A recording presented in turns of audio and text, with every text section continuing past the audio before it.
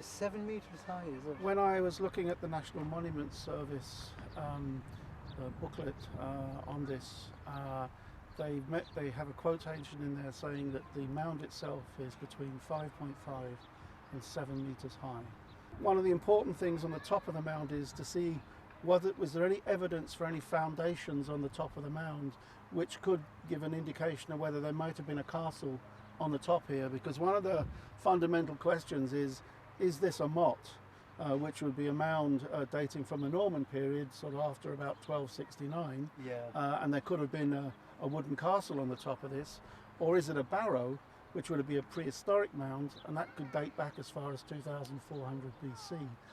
So getting on top of here is one major element of trying to figure out whether it's a motte, or is it a barrow, or is it something else. Yeah. So this is very important, and it's great that you're able to do that. And what depth will the survey? The section survey that's going to go across the top here is going to go down to about 6 meters elements, and if we get the weather and we get the help, then we may be able to complete the job in the 2 days. Lovely. Now should we go down and see what we can do down the bottom there? Okay, do. Yep, okay. Yep.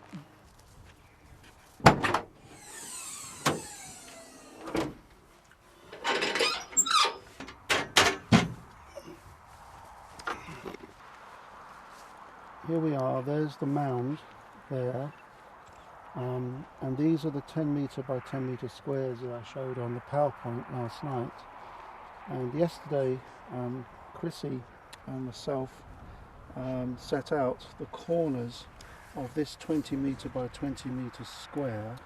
Well, here we are on Sunday evening at the end of a fairly long day. It's coming up to 6:45, 10 to 7. We've had a very successful weekend.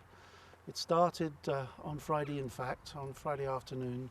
We're setting out GPS points for 20 metre by 20 metre grids over the area surrounding me here.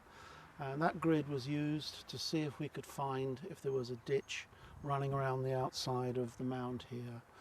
The survey itself took place over Saturday and Sunday, and in fact we found a feature which looks very interesting that may well be a ditch. We need to do further processing on the data before we make a final decision on that, but it looks fairly promising, and in order to do a little more work on that, we did an extra bit of surveying here today to see if we could extend our survey area a little bit around the edge of the mound to see if we could pick it up.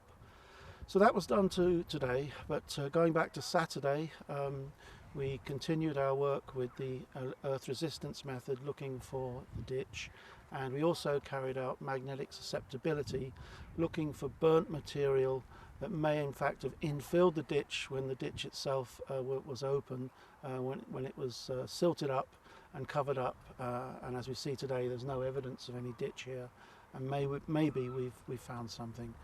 So here we are on Sunday, Sunday evening. The day itself started off with a survey to establish whether there was any features inside the mound, and we carried out electrical resistivity tomography on the top surface of the mound behind me down to a depth of 3 meters. We made a depth section down to a depth of 3 meters on the top surface of the mound, and in order to actually check our readings where we think we found the ditch around the outside of the mound, we also carried out an electrical resistivity or ERT survey on the base here to see if we could intercept the feature we found on our earth resistance survey. So all in all, it's been a very successful couple of days with the group here in the museum and the volunteers. They've all worked very diligently and very hard with a good spirit and good humour, and hopefully the results will stand to them.